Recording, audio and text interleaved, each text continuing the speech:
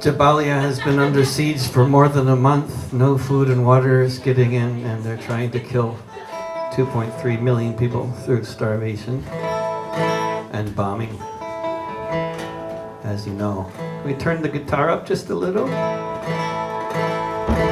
Thank you.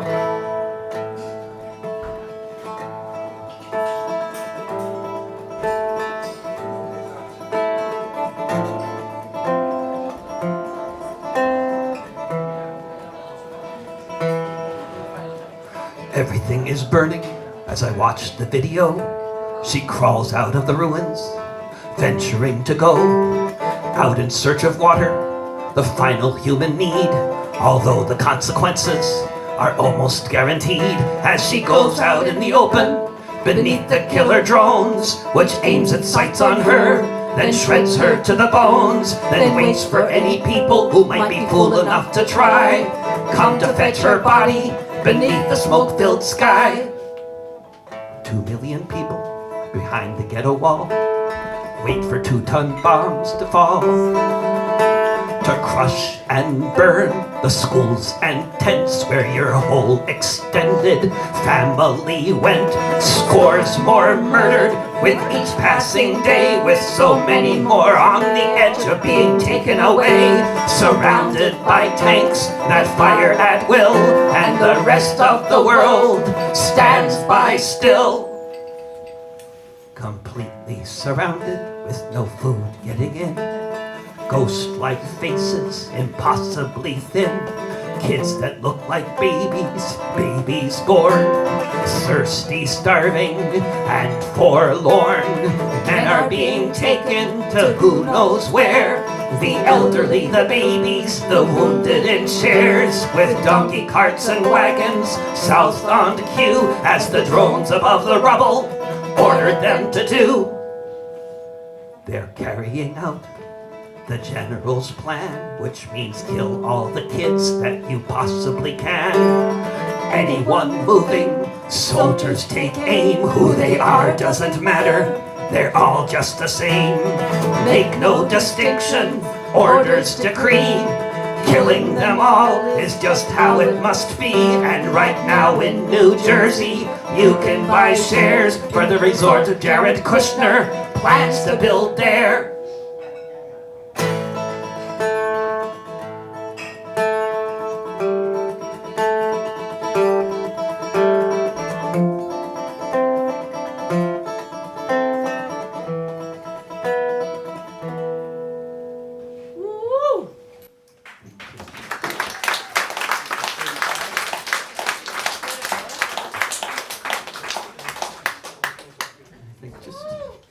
Turn up my guitar and my vocals just a hair. Cool, and then let's see, check, those are those my vocals there? Let's see. Which vocals? What do you think? That one? Can you turn this one up just a little bit? Check. Ah, great.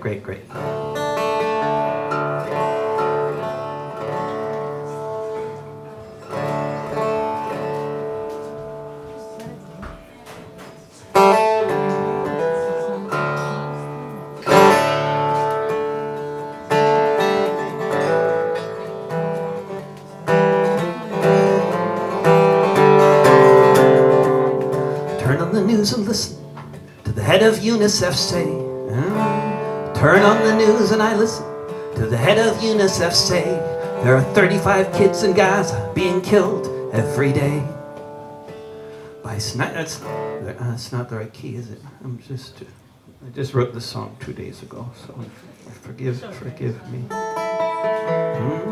on the news.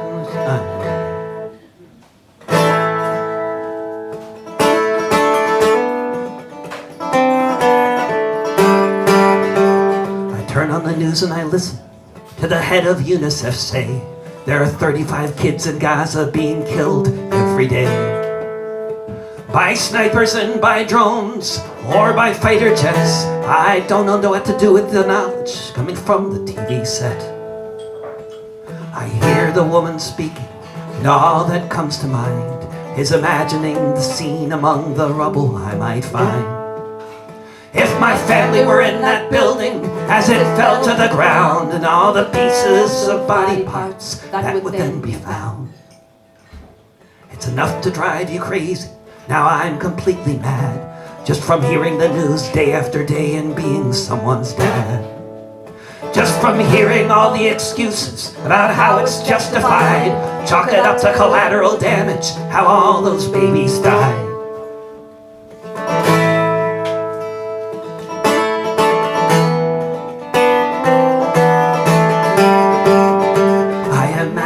In a school bus or in a classroom with their friends, playing soccer in a field when the school day ends. Then I imagine the hospitals where the survivors go, their tiny bodies burnt and wrapped in gauze from head to toe. Each day I wake up and wonder if this might be the time when those who hold the purse strings have had enough of the war crimes. Then instead I'm hearing of the latest ones who have died in the unrelenting slaughter of Israel's kindercide. I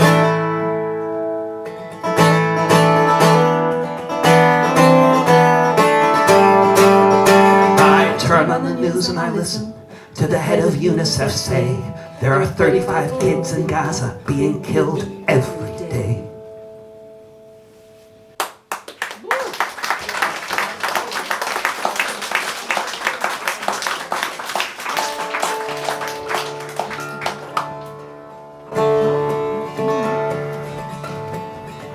Believe it or not, we have some less depressing songs to sing on the subject of this genocide. There's other songs about other genocides that are less depressing, but it's all incredibly depressing. And speaking of something that's very much not depressing, this is Kamala Emanuel.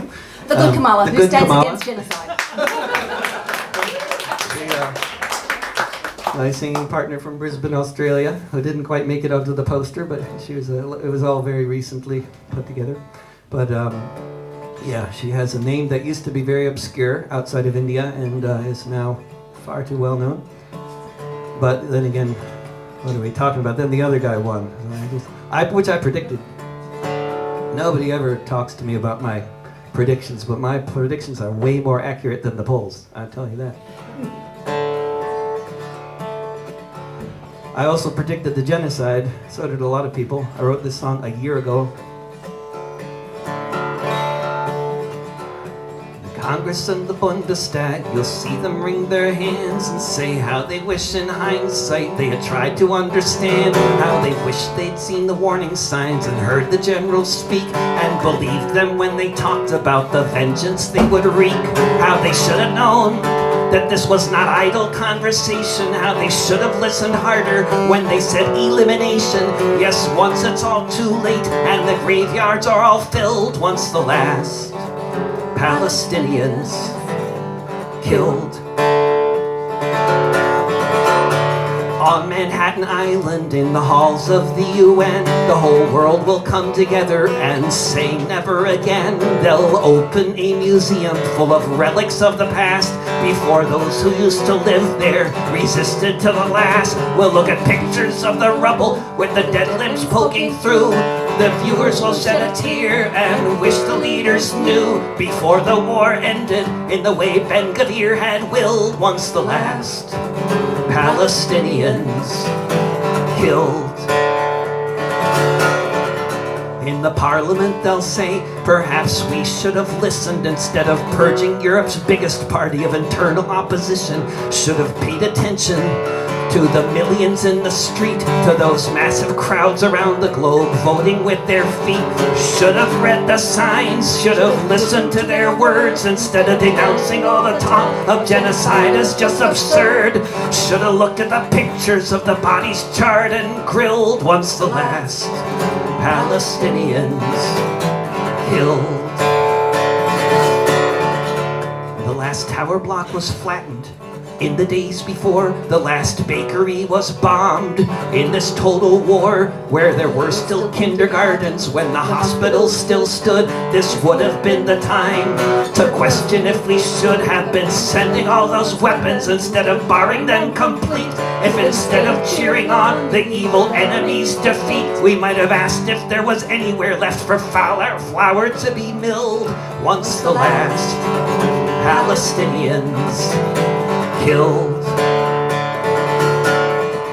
When the project is complete and they make the desert bloom, once they've finished turning cities into tombs, once the dead are out of sight and buried in the ground, once the rubble has been bulldozed and no one hears the sound of dying children screaming from somewhere down below, once the shopping malls are gleaming and no one needs to know how many babies' bodies are in the soil that we've tilled, once the last Palestinians killed.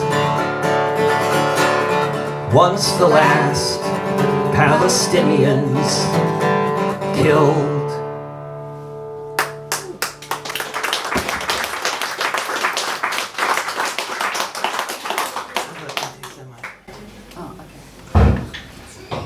But obviously we're anti-Semites for singing these songs. We all are. Yeah, we're all just a room full of despicable anti-Semitic people. I got 27,000 insults from the Hasbara trolls in the month of April alone. And I know the number because at the end of April, Facebook commended me for my increased engagement on the platform, and they gave me $212. Because they have a new program for increased engagement, you get money for it, which I didn't even ask to be on, but here we go. 27,000 insults and you get $200, but yeah, it was not worth it. Then they took me off the list. I was on this troll farm list for several months, getting like 20,000 or so comments a month, and then it all stopped. It was only every time I'd wear a shirt like this, it would get comments. But never the songs. They don't want the songs getting any attention, I think. But I collected together their insults and wrote a song. If you are a fan of democracy, if you have a problem with state theocracy, if you're having issues with minority rule or with the propaganda they teach your kids in school, you don't like invading armies bent on thievery, if you think it's wrong to steal someone else's country, there's just one explanation, though it may be getting trite.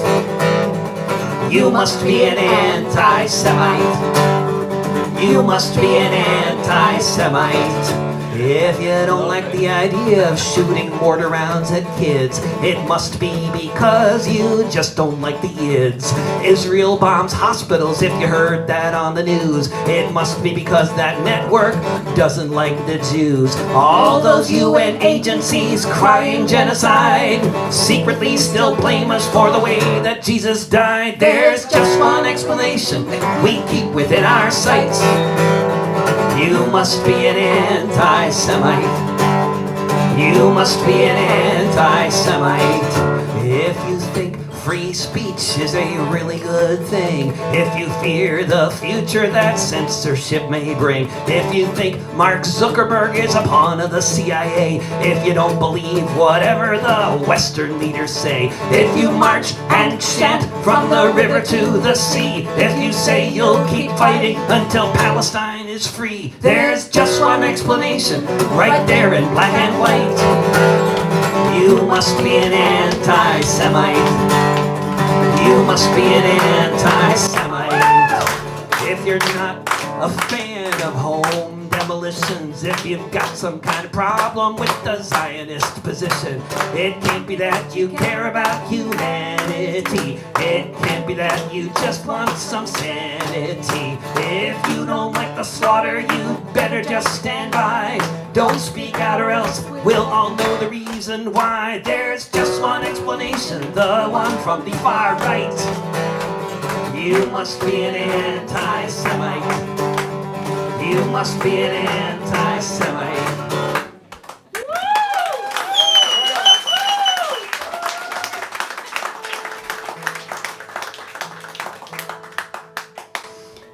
this song ends with a chant, so you'll pick it up at the end if you.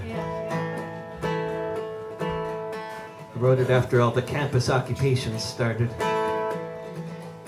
It's happening now, like it has before, at the universities, in a time of war. Put people together, they'll communicate, talk about things like college and state, talk about the research that built the Iron Dome, talk about their relatives starving back at home, talk about tuition and where the money's spent and where all the buildings in Gaza went. Wake up each morning and the headlines say how many hundreds of Palestinians died today, how many thousands were killed in the past week. People get together, people speak, the newscasters say with surety the campuses lack security. Meanwhile, across the ocean wide, Palestinian genocide. People are saying they won't leave till they win, and then the police are sent in, beaten and arrested, staff and students, and to try to silence this growing movement, they're punishing people for making it known that the direct connection can be easily shown. How the investments of this institution are funding another final solution. Where it goes is anyone's guess. After all, this is the US. Battles have been lost and won, but with bombs being dropped every day by the ton, with the orphaned and famished beneath the sky, waiting for the moment when it's their turn to die. Some people just can't look away. They have to set up a tent on the campus and say, boycott, sanction, and divest. Boycott, sanction, and divest. Boycott, sanction, and divest. Boycott, sanction, and divest. Boycott, sanction, and divest. Boycott, sanction, and divest. Boycott, sanction, and divest. Boycott, sanction, and divest.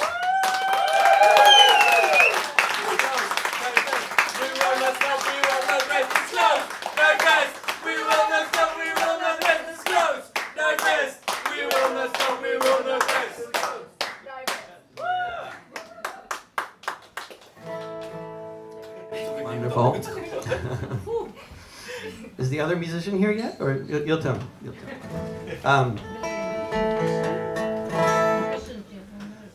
We support the resistance. Let's, at least the people on this stage here. I don't want to implicate any of the rest of you, but Me too.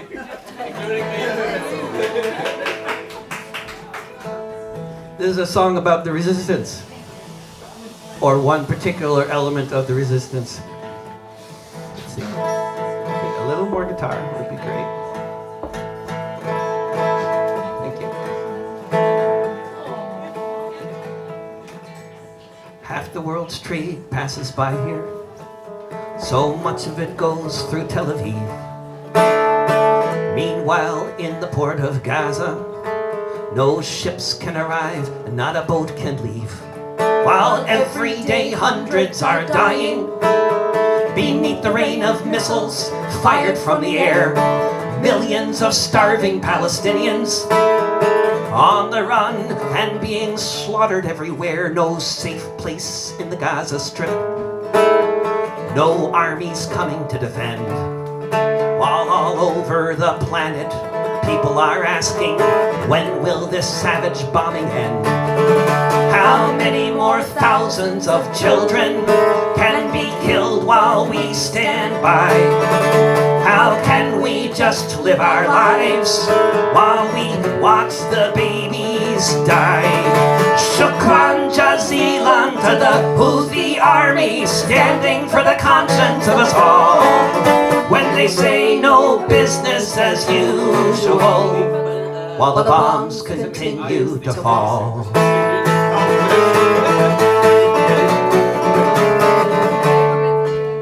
for a country that doesn't have an air force. They're painting black, red, green, and white on the helicopters they use to board the ships to show their cause is right. The president says this terrorism must stop right away. To which the Houthis respond, yes, that's exactly what we are trying to say. Shukran jazilan to the Houthi army, standing for the conscience of us all. When they say no business as usual, while the bombs continue to fall.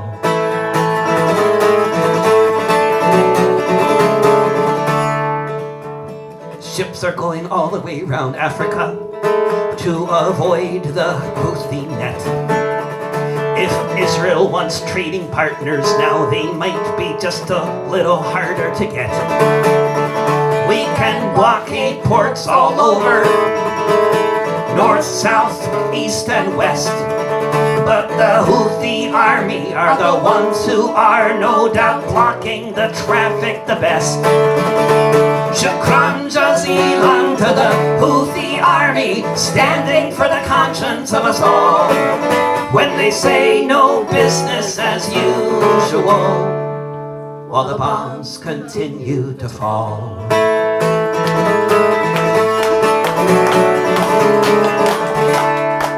Shukran jazilan.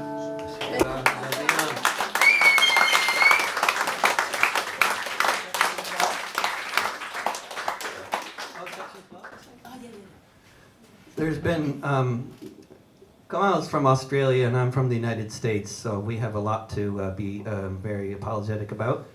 But in England, where we know a lot of people, they have a thing called the Terrorism Act of 2000, and Section 12 of the UK Terrorism Act says that if you post, the way they interpret it now, if you post on social media or anywhere else saying anything sympathetic to the resistance to any proscribed organization, then you could face a 14-year prison sentence. And they've been arresting journalists for the past few months. Every few weeks there's a new prominent journalist. I don't know about other less prominent ones, but the ones I know about, like Asa Winstanley is the most recent who was arrested. Sarah Wilkinson was arrested in August, and she's 60 years old. She was driven around in the back of a police wagon with handcuffs on and no seatbelt. So she was thrown around in the back of this wagon and then not allowed to have her medication that she needs, held in a police station for 16 hours. And this is a song about Section 12 of the UK's Terrorism Act.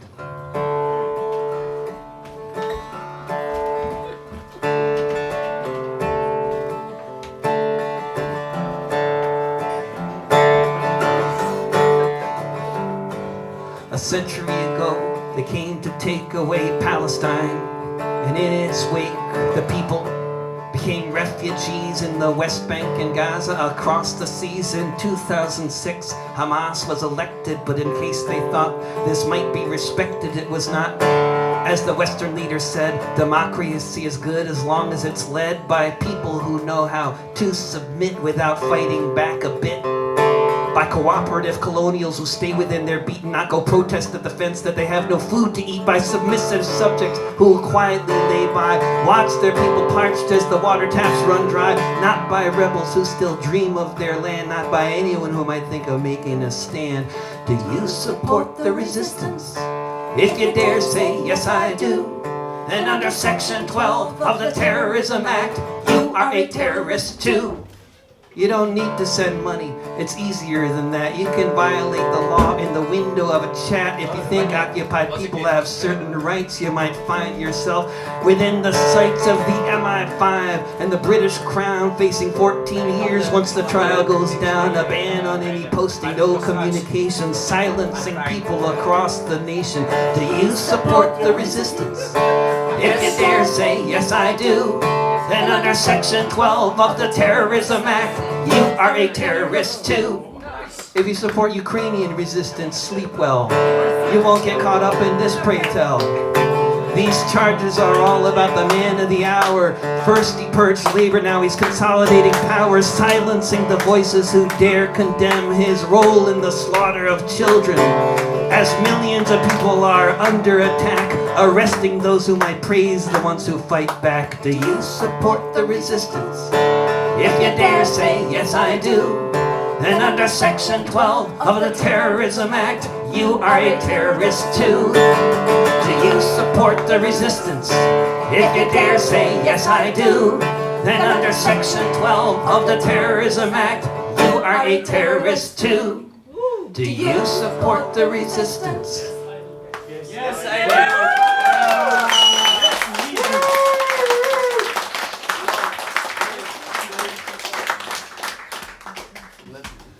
Well, I would like to dedicate this song. We're going to depart from the topic of Palestine. I have written 50 more songs in the last year that are all like the last few that we've just done.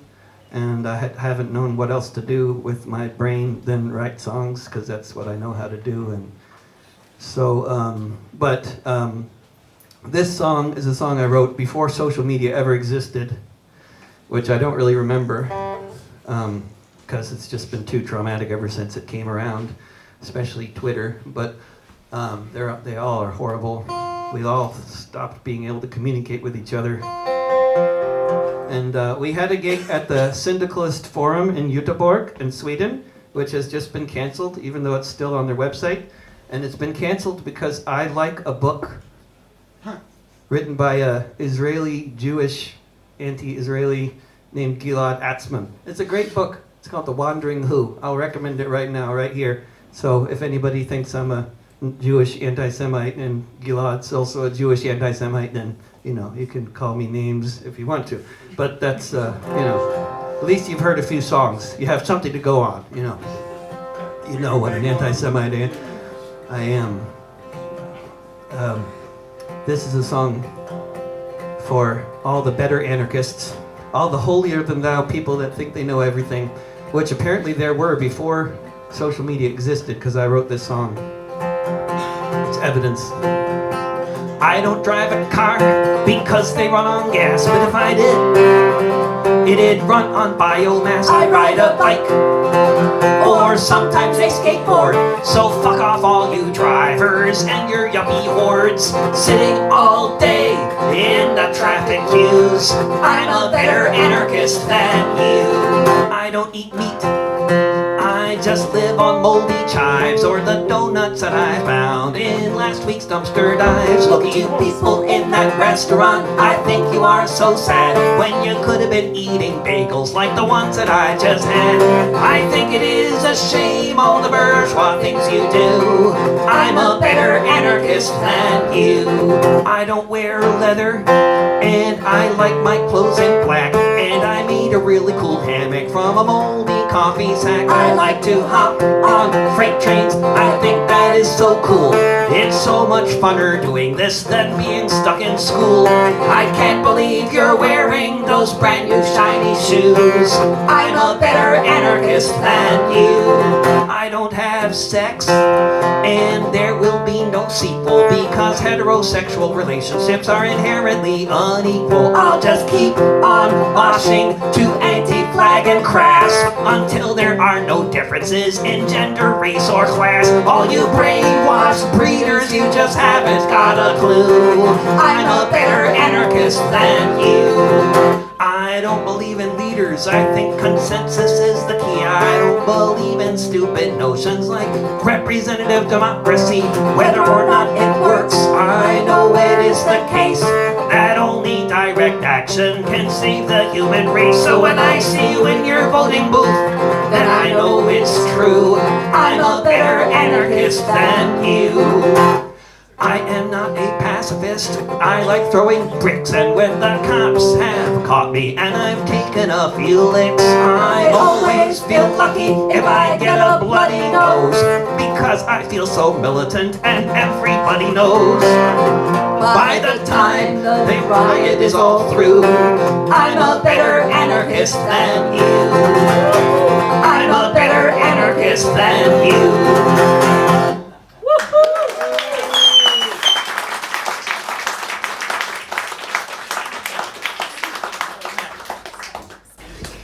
So we don't want to leave anybody depressed with any feeling like there's nothing we can do, because there's a lot we can do. And one of our favorite examples of what we can do is a group called Palestine Action, which from whom I got this T-shirt. They have there used to be 10? There used to be 10 factories of the company Elbit Systems, which makes arms and ammunition for Israel. And there are now 8 factories left in England and Scotland. 2 of them closed permanently because they had been so badly damaged by people with sledgehammers smashing everything. And it's a very interesting situation, actually. You know, like there's a lot of ambivalence in British society about having these arms companies exporting to Israel, and also they're breaking British law by doing so. So that's a little complicated. So when they go take these people to trial, to court, on the rare occasions they do, they usually are found not guilty by the juries because they're allowed to use the proportionality defense, which says that war crimes are being committed by British companies, and therefore destroying their factory is irrelevant compared to the war crimes. So that's the proportionality defense. Yeah.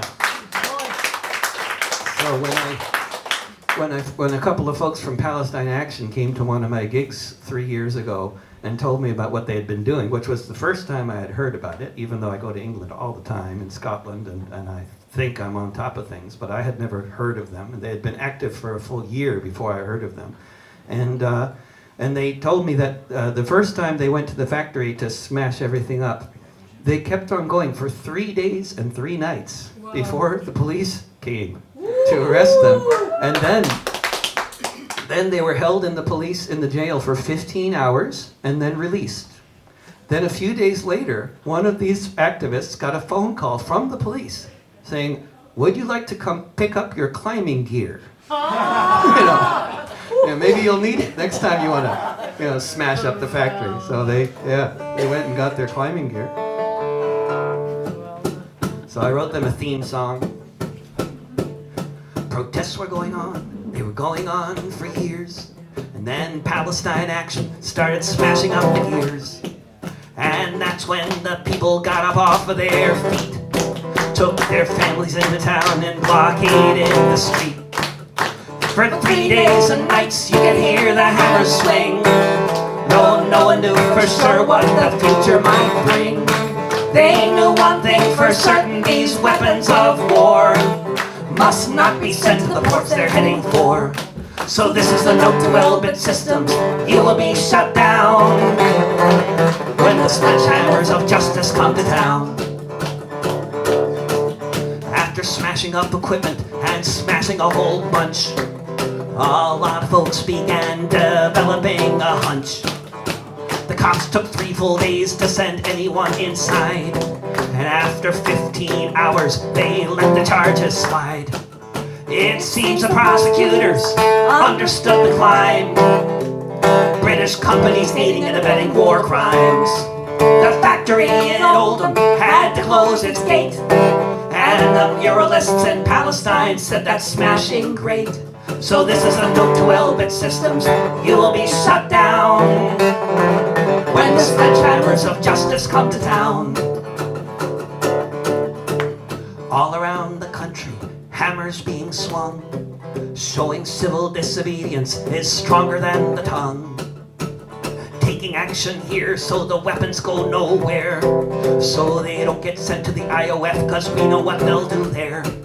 And so does the Prime Minister and the men who he supports, selling weapons to war criminals who don't want to go to court, who don't want to face the facts of what they've done, where the bullets go when they're fired from the guns. So this is a note to Elbit Systems: you will be shut down when the sledgehammers of justice come to town. This is a note to Obed Systems.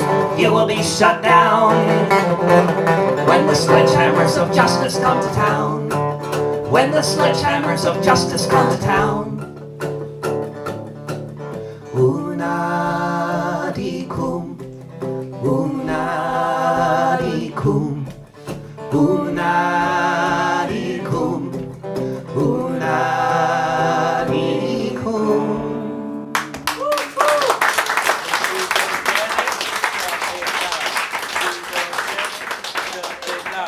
We don't get it, shut it down. Shut it down.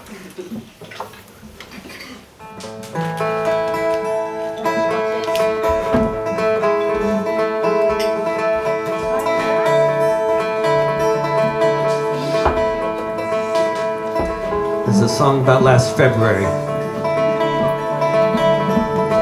On the 25th of February, 2024, in protest against a US-sponsored genocidal war, as bombs were falling and exploding all around, burning up the bodies of the children on the ground, huddling in tents and just waiting to die, this young man could no longer stand to hear the cries. On International Drive in Washington, D.C., a young airman walked up to the Israeli embassy as mothers buried babies who had no milk within, as white phosphorus munitions burned off people's skin, as the troops were firing on those trying to find bread, as the body count was building up to 30,000 dead. Dressed in his fatigues, there on Embassy Row, he announced into the camera this was where he'd meant to go. An act of desperation, and one designed to share the horrors of the crimes being committed over there, like a mirror to the world, so no one could look away from what's happening in Gaza every minute of each day. He stood in front of the building, as ready as he'd get. He put his phone down so he could live stream it on the net. When he lit the fire, on the day he chose to die, with no way to stop the slaughter, at least he had to try. As the flames rose up, yellow, red, and blue, did he look up at the cross and wonder what would Jesus do? The Secret Service came to point a gun at Aaron's face. The airman didn't move, he just stood in place. He'd come to make a spectacle, that was understood. If he couldn't stop the war, he'd do what he could, as his body burned before us in an unmistakable sign. Again and again he shouted out, "Free Palestine!" On the 25th of February, 2024.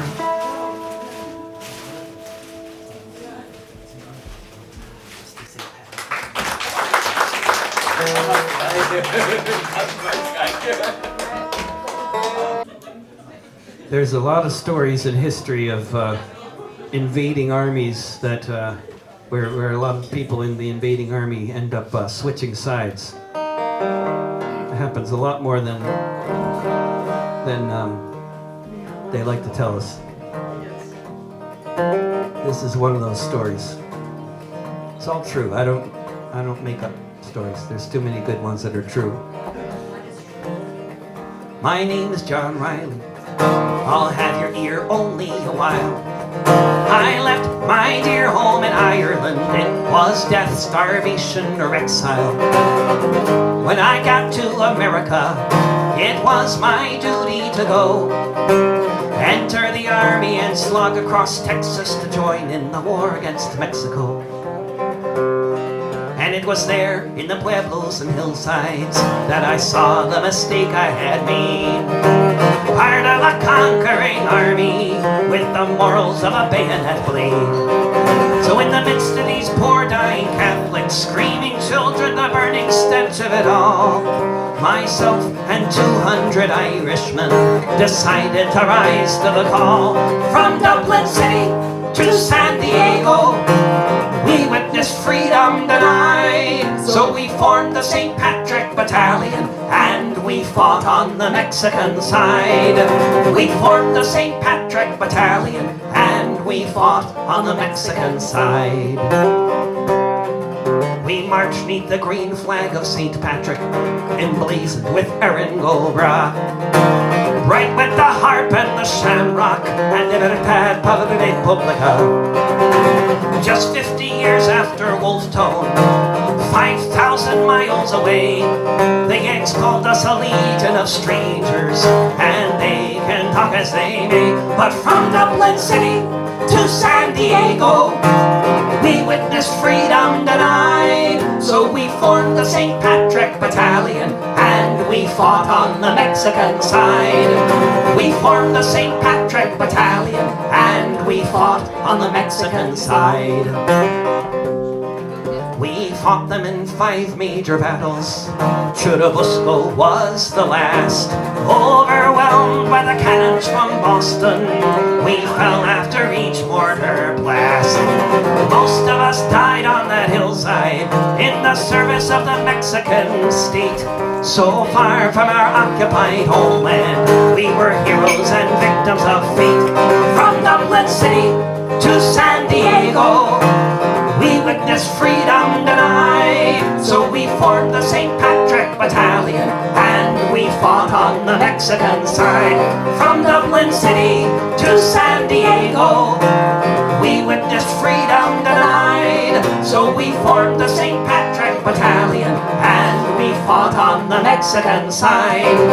We formed the St. Patrick Battalion, and we fought on the Mexican side.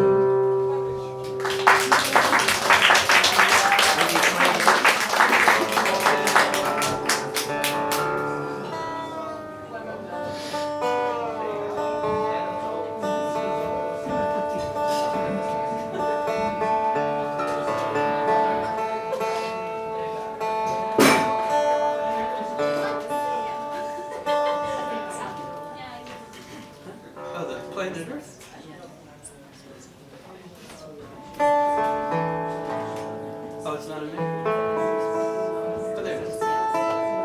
Where's Obed?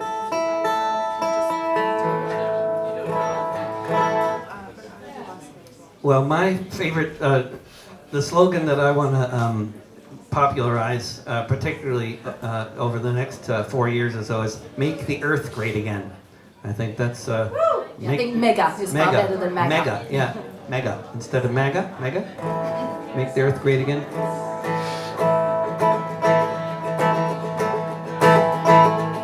We could tackle the economy first, get rid of all the billionaires, set the system up so that instead of hoarding, people share, make housing, food, and healthcare basic human rights.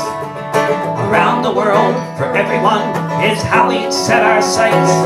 If we could get to that point, I could say that then we could make the planet Earth great again. With human rights around the world, there'd be no refugees, no safeguarding your homeland from terrorists overseas, no need for a border wall, no jobs to protect. With a global basic income, it's simple and direct. Free trade, fair trade, same damn thing. We get to that point then we can make the planet Earth great again. We could take on other issues like the survival of our race, by which I mean the bipeds on this floating rock in space, the most invasive species anywhere around, the one that keeps on burning everything that can be found, the one that will get it together in the nick of time and then make the planet Earth great again. We could stop spending money on antiquated technology, such as tanks and missiles and other things military. We We can use those vast resources to make us all safe and sound. Windmills in the air, coal and oil in the ground.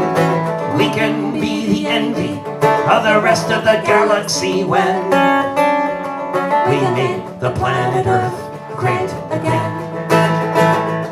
We make the planet Earth great again. We make the planet Earth great again.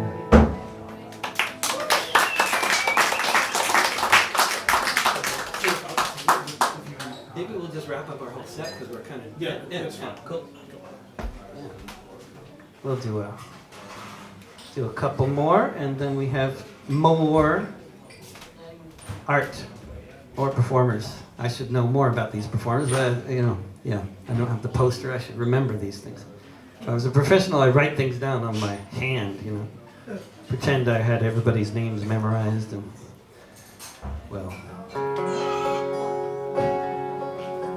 it's just good I don't have to be on national debate stages, because I would do really badly, I suspect. The good thing about not making sense when you're introducing a song is you can just then call it poetry and then start singing, and it doesn't really matter. It doesn't need to come to a point.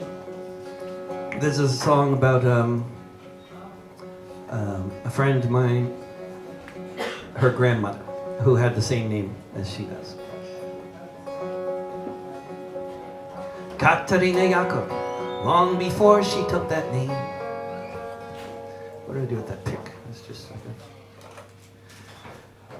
that. Katarina Jakob, long before she took that name, was organizing workers in Hamburg just the same.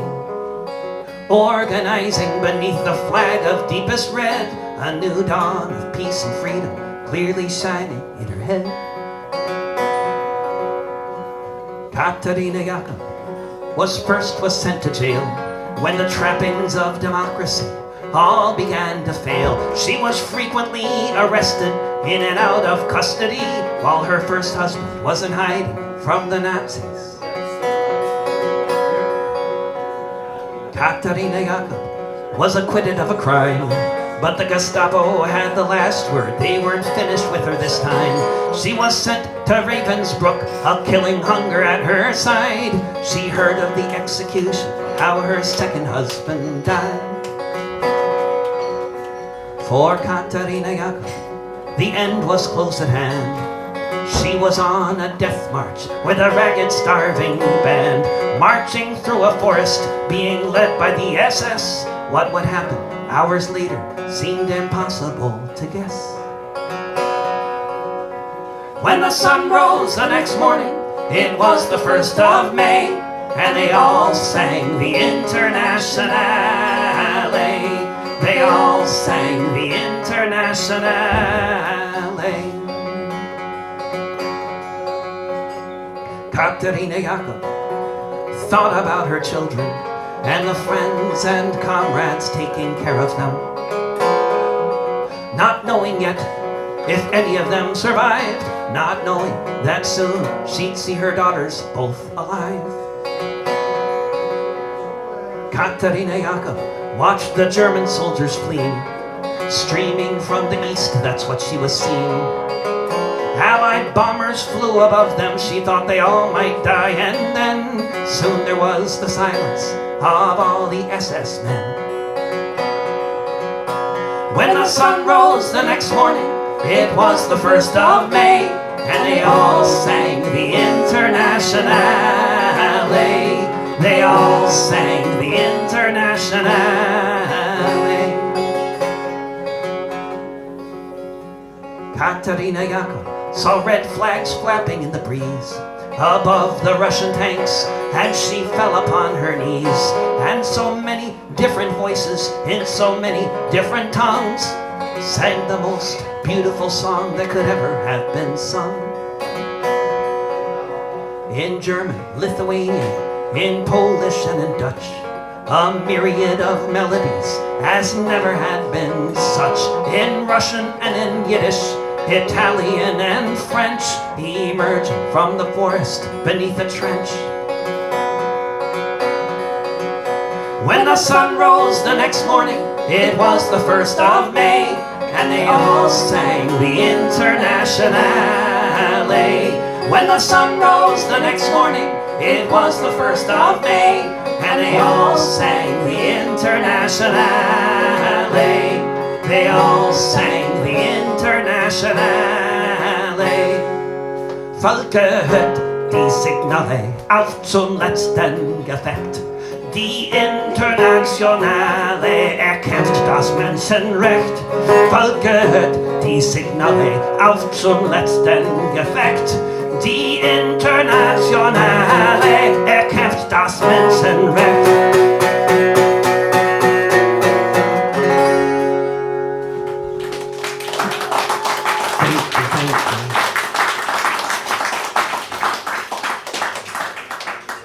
We'll do one more, and thanks so much for coming. Thanks so much for having us.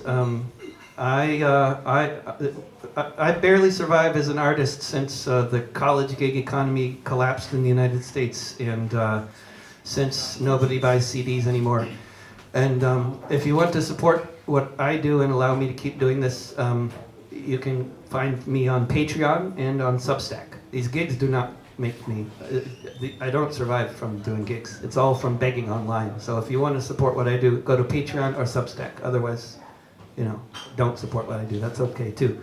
The latest album is called Jabalia, and it's online on all the streaming platforms. And that is the 4th album from the past year that's mostly about the genocide. So, and at davidrovics.com/Palestine, you'll find all of the songs about the genocide in one place in chronological order, mixed and mastered and ready for playing at the protest. And there's and if you know anybody in Scandinavia, that's where we're going on Friday. We'll be in Denmark, Norway, Sweden, other gigs other than the one that got canceled. Sweden, Iceland, yeah, and then the US, unfortunately. And, we'll do one more. When the world has gone crazy, and it's all becoming clear, when they're gunning down our comrades, and it seems the end is near, as they're loading up the launchers for the tear gas grenades, we can take off our bandanas and kiss behind the barricades. When it's madness all around, and you can see this at a glance, we will sing and we will cry, we will laugh and we will dance, as they shout their marching orders beneath the helicopter blades.